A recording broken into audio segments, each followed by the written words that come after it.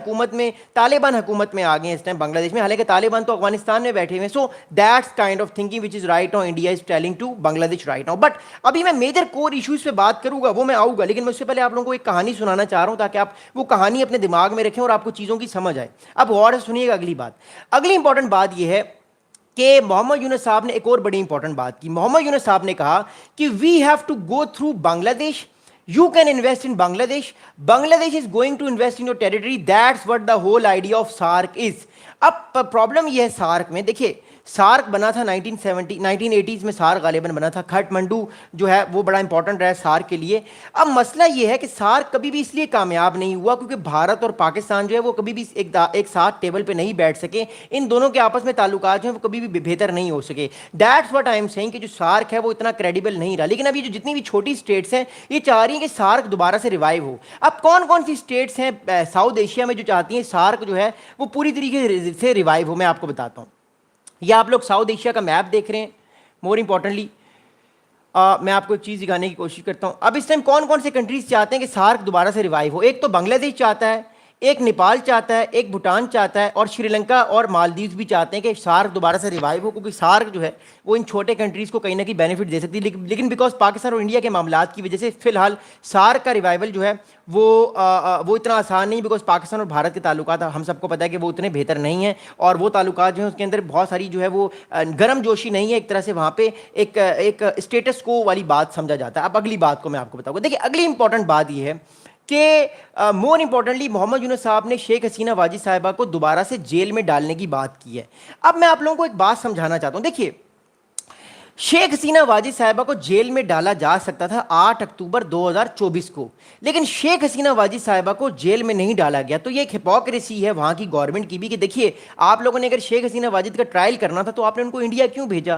آپ نے انڈیا اس لیے بھیجا نا تاکہ آپ کی گورنمنٹ آ جائے اور یہ اس مصیبت سے جان چھوٹے. لیکن اب آپ ان کے خلاف باتیں بھی کر رہے ہیں اور کہہ رہے ہیں کہ ان کو ٹرائل ہونا چاہیے. تو بھائی آپ نے ان کو بھیجا کیوں تھا؟ پہلے آپ ان کو جیل میں رکھتے نا. تو that's a thing which is I think یہ ایک ہپوکریٹک سوچ ہے. لیکن رائٹ ناؤ میں آپ کو ایک بڑی امپورٹنٹ چیز بتاتا ہوں. محمد یونس صاحب نے ایک اور بڑی امپورٹنٹ بات کی ہے کہ محمد یونس stressed that the trials were being conducted in accordance with international legal standards. Despite facing trial, Sheikh Hasina continues to make destabilizing remarks. So more importantly Sheikh Hasina Wajid نے بھی recently more importantly جو ہے وہ ایک طرح سے جو ہے وہ بہت سارے ڈیسٹیبلائزنگ ریمارکس دیے ہیں اباؤٹ اسٹیبلشمنٹ آف بنگلہ دیش, اباؤٹ گورنمنٹ آف بنگلہ دیش. بلکہ وہ بھی یہ بار بار کہہ رہی ہیں, محمد یونس صاحب اس بات کو کہہ رہے ہیں کہ وہ بار بار بنگلہ دیش کے خلاف بات کر رہی ہیں انڈیا میں بیٹھ کے, جو ان کو نہیں کرنی چاہیے. اور شیخ محمد یونس صاحب نے یہ بھی بات کی کہ وہ جو ہے بنگلہ دیش جو ہے وہ ان سب لوگوں کو سزا دے رہا ہے جن لوگوں نے شیخ حسینہ کا ساتھ دیا پروٹیسٹرز کو مارنے میں اور 15-20 سال انہوں نے جو حکومت کی. اگلی بات بتاتا ہوں. اگلی امپورٹنٹ بات یہ ہے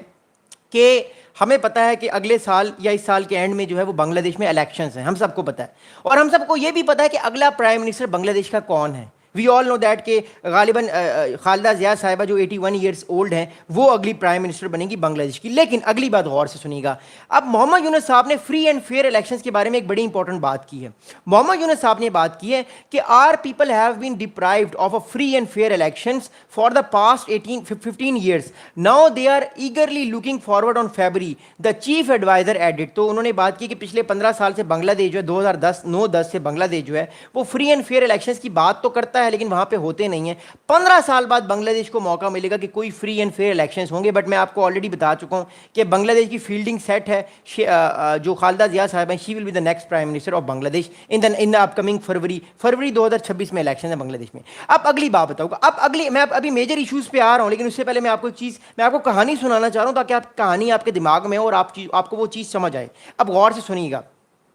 محمد یونس صاحب جو ہیں انہوں نے ایک اور بڑی امپورٹنٹ بات کی کہ and that creates a lot of tensions between India and Bangladesh. Also lots of fake news is coming from the other side. This is a very very bad thing. تو جو بھارت کی طرف سے فیک نیوز آ رہی ہے یا جو بنگلہ دیش کو لگتا ہے کہ یہ فیک نیوز ہے تو یا بنگلہ دیش کے نیریٹو کے خلاف وہ بات کرتی ہے, تو اس چیز کو جو ہے وہ محمد یونس صاحب نہیں تسلیم کر رہے. وہاں کی اسٹیبلشمنٹ اس چیز سے بڑی ناراض ہے, اس لیے وہاں کی اسٹیبلشمنٹ اور وہاں کی جو ایک طرح سے بیوروکریسی ہے وہ پاکستان اور چائنا کی طرف موو کی ہے. اب مور امپورٹنٹلی اس ٹائم میجر ایشو کیا ہے بنگلہ دیش کا اور بھارت کا. میں ان سارے میجر ایشوز کے بارے میں بات کرنے لگا ہوں. اس میں میانمار بھی ہے, اس میں برہما پترا ریور بھی ہے, اس میں جو ہے وہ اس میں بارڈر ڈسپیوٹ بھی ہے, اس میں اور بڑے معاملات ہیں. میں ساری چیزوں کو بتاؤں گا. دیکھیے پہلی بات تو یہ ہے کہ मोर इंपॉर्टेंटली जो स्टूडेंट्स ने इतना बड़ा अपराइजिंग किया है बांग्लादेश में, इसने भारत को अपसेट किया है, क्योंकि भारत का जो मोस्ट फेवरेट, आप लोग प्लीज डबल टैप भी कर दीजिएगा और चैनल को सब्सक्राइब भी कीजिएगा। इस स्टूडेंट प्रोटेस्ट ने जो बांग्लादेश के अंदर एक नई तरह की गवर्नमेंट लेकर आया है पिछले साल अगस्त में, उस गवर्नमेंट की वजह से जो है एक तरह से प्रेशर फेस कर रही है इस टाइम बांग्लादेश भारत की गवर्नमेंट, और भारत का जो एक अलाई था वो लूज हो गया। पहला मसला तो ये है। अगला मसला ये है कि शेख हसीना वाजिद को भारत क्यों होस्ट कर रहा है। ये बांग्लादेश की गवर्नमेंट बार बार कह रही है कि शेख हसीना वाजिद को भारत क्यों होस्ट कर रहा है। भारत को होस्ट नहीं करना चाहिए, या तो वो असाइलम लेके कहीं और चली जाएं या तो वो कहीं और चली जाएं। So that's a thing which is also a bone of contention between both countries. अगला तीसरा इंपॉर्टेंट न्यूज ये है कि भारत की तरफ से बांग्लादेश ये कह रहा है कि भारत की तरफ से बार बार फेक न्यूज जो है वो आ रही हैं, और फेक न्यूज जो है वो आ रही हैं, और उससे क्या हो रहा है, फेक न्यूज की तरफ से फेक न्यूज जब आती हैं तो फेक न्यूज की तरफ से क्या चीज होती है कि जो बांग्लादेश की गवर्नमेंट है वो एक तरह से प्रेशर फील करती है, और बांग्लादेश की फोर्सेज जो हैं वो एक तरह से समझती हैं कि कोई ना कोई प्रो शेख हसीना कूप हो जाएगा। अभी भी जो है वो गवर्नमेंट को डर है, खास तौर पे जो बांग्लादेश की गवर्नमेंट है उसमें डर पाया जा रहा है कि आने वाले टाइम पे जो है वो शेख हसीना वाजिद का प्रो काउंटर शेख हसीना कूप हो सकता है, और सारी की सारी गवर्नमेंट फारिग हो सकती है, ये जो भी इस टाइम बैठी हुई है। तो इनको इस तरह का बहुत सारा डर है, इसलिए शेख हसीना वाजिद को गालिबन भारत ने न्यू दिल्ली के अंदर बिठाया हुआ है कि उसको भी उम्मीद है कि आने वाले टाइम पे भारत के लिए कुछ हो सकता है। अब अगली इंपॉर्टेंट चीज़ ये है, वो याद रखिएगा। देखिए अब ये सारे मामला हैं, ये सारे पॉलिटिकल मामला हैं। अब अगली इंपॉर्टेंट बात होगा, ओके मैं जो है वो रिक्वेस्ट करूँगा कि काइंडली आप लोग जो है वो रिलीजन के बारे में बात ना करें। देखिए बात यह है कि रिलीजन सेंटिमेंट सबके हैं, मेरे भी आपके भी हैं। आप लोग जो भी बात कीजिएगा काइंडली पॉलिटिकल बात कीजिएगा, वरना मुझे आपको 24 घंटे का बैन करना पड़ेगा। Anyways thank you so much again. अब अगली बात यह है, अब ये सारे पॉलिटिकल इशूज़ हैं, अब मैं आपको प्रैक्टिकल इशूज़ बता दूँ कि असल प्रैक्टिकल इशूज़ क्या हैं भारत के, एंड मोर इंपॉर्टेंटली जो है वो इस टाइम बांग्लादेश के। इसको गौर से सुनिएगा। अब पहला सबसे इंपॉर्टेंट भारत का इशू है बांग्लादेश से बॉर्डर डिस्प्यूट का। मैं आप लोगों को एक मैप दिखाना चाहता हूं, जरा गौर से सुनिएगा। सबसे पहला जो मेजर इशू है भारत का बांग्लादेश से वो है बॉर्डर डिस्प्यूट का। मैं आपको दोबारा मैप दिखाना चाहता हूं, आपको समझ आएगी बात। ओके मैं आपको एक मैप दिखा रहा हूं, उस मैप को बड़े गौर से देखिएगा। It's a very important map. Okay here we go. Okay and ये बांग्लादेश का मैप है और ये भी है। एक सेकेंड वेट करें, मैं आपको मैप दिखा रहा हूँ। मोर इंपॉर्टेंटली यस,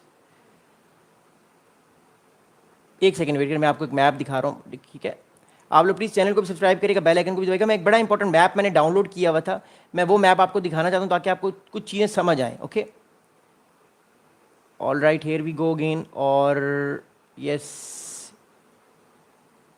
अब मैं आपको एक मैप दिखा रहा हूँ, इसके बाद मैं आपको इसके क्लोजअप भी मैप दिखाऊंगा। बट रिक्वेस्ट करूँगा कि काइंडली रिलीजियस टॉक ना करें, किसी रिलीजन को हिट कोई ना करे। ओके क्योंकि ये एक पर्सनल मैटर होता है, हम जनरली एक टॉपिक पे बात कर रहे हैं, तो please I request you all. Okay अब ये मैप है, ये इंडिया है और ये इस टाइम बांग्लादेश है। इसको गौर से सुनिएगा, गौर से। ओके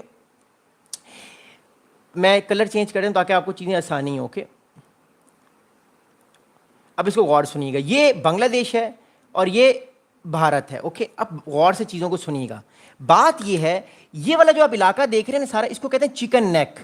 चिकन नेक क्यों कहते हैं? क्योंकि ये बहुत छोटा इलाका है, ये कुछ किलोमीटर का इलाका है, इसके बाद दोबारा इंडिया शुरू हो जाता है, और ये भारत के लिए बड़ा सेंसिटिव इलाका है। भारत को डर लगा रहता है कल को अगर कहीं चाइना ने इस इलाके के अंदर अपनी फौज को ले आया इस इलाके में, तो ये इलाका बंद हो सकता है। अब ये चिकन नेक का इलाका है, लेकिन चलें इस चीज़ को भी हम फिलहाल छोड़ते हैं, मैं आपको एक चीज़ समझाने की कोशिश कर रहा हूँ।